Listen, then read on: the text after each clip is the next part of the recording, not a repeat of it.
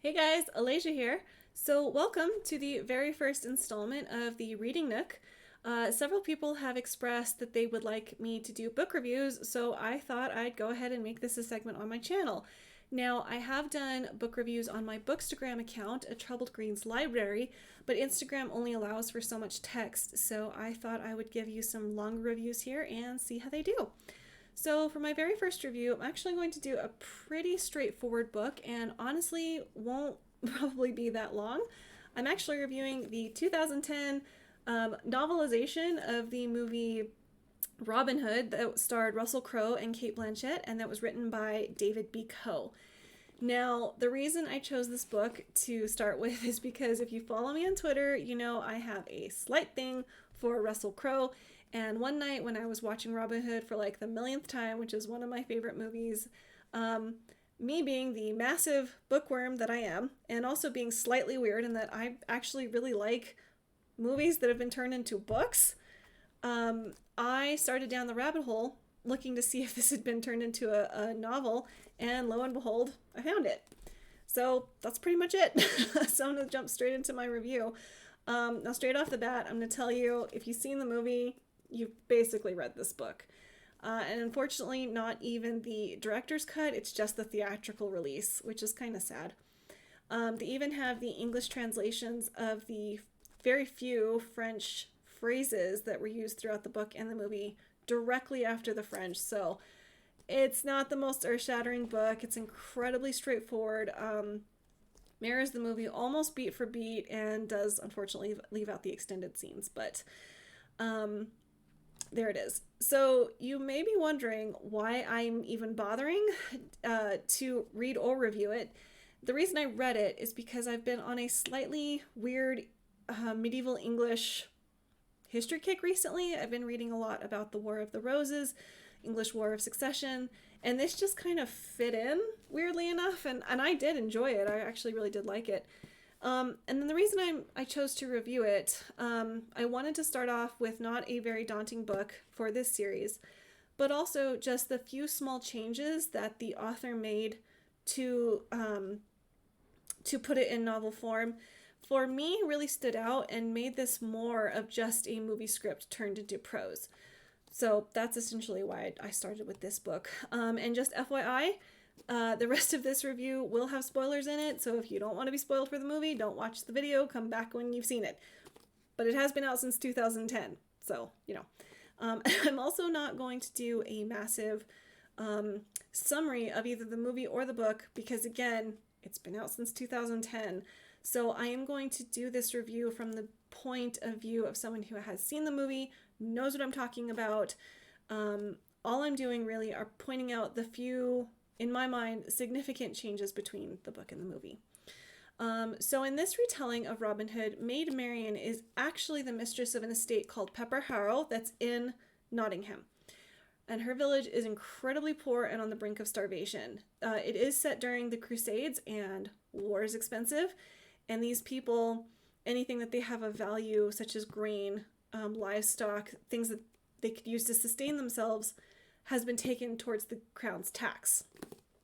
So when Robin arrives there, he witnesses the Catholic Church taking the seed grain out of the tithe barn to take to the church in York to be planted in their own fields. Now, I'm obviously leaving a ton out, but Robin does almost immediately fall in love with this village, its inhabitants, Maid Marian.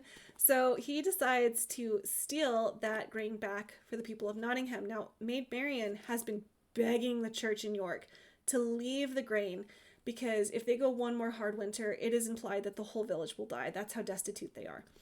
And they're just not willing to listen. They don't have any great love for her family, so they're like, yeah, no. So Robin, being who he is, this is actually the very first instance we see of Robin stealing from the rich to give to the poor, thus creating the legend. And he calls himself the Men of the Hood, which I thought was a unique way of playing on those words. And after they steal the grain from the church cart, Friar Tuck essentially tells Robin, I'll say it was a miracle and no one will be able to dispute it. And that same night they steal it. They actually go out into the fields into Nottingham's tilled and empty fields and planted themselves. So after this whole episode, in the book, there is a very small, but I felt like very heartfelt scene of Robin just a few days later. So in chapter 20, Robin is on his way to go hunting in Sherwood Forest, and as he's walking there, he stops by the fields that he has sown with his own hands just a few nights before to check on the grain they planted. Now, obviously, nothing's happened. It's just been a few days. The grain is just sitting there. But Coe writes this little bit of internal dialogue that indicates that Robin desires to move on from his life of being a soldier and wants something more. And he's looking at the fields that he's sown with his own two hands, and he says he won't be satisfied until he sees the shoots. And then he says he won't be satisfied until he sees them grow. And then he knows he'll want to stay until they're harvested.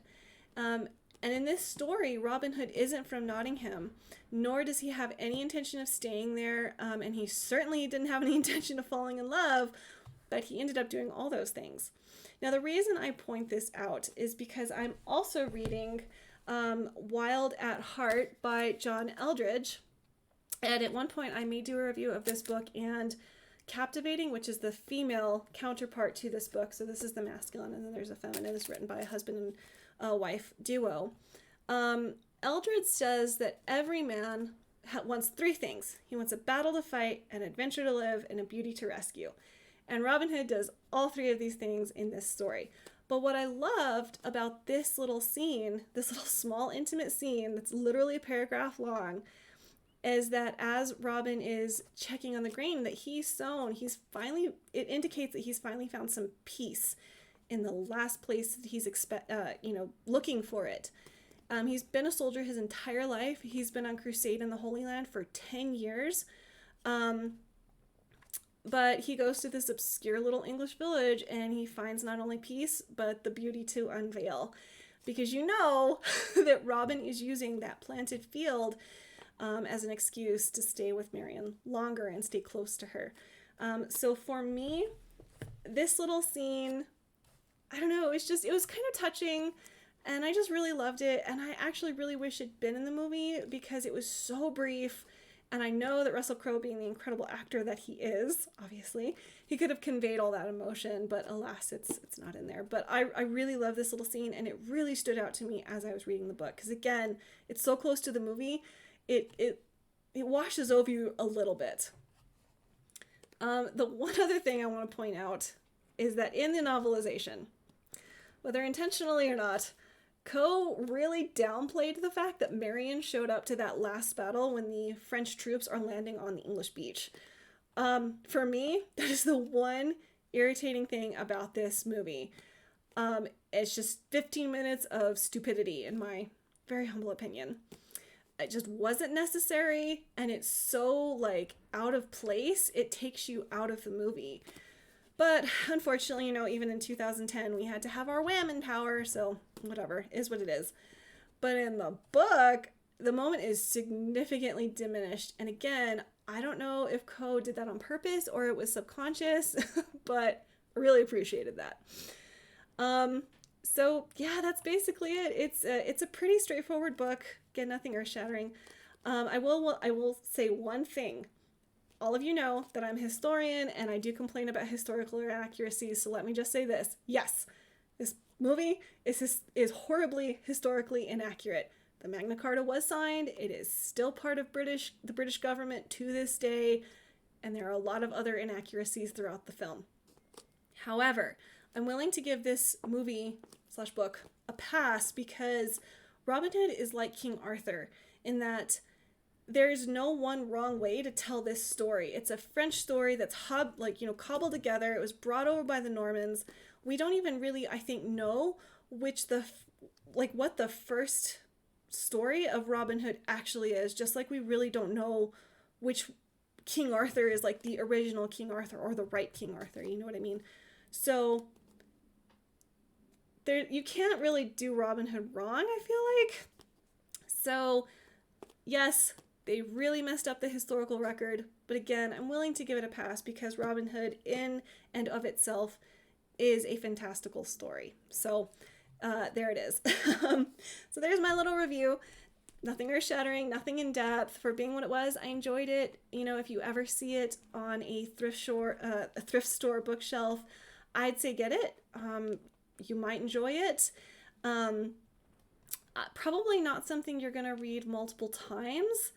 Uh, but you know, again, if you liked the movie, you're gonna like the book. And you don't have to like overthink the book. It is what it is.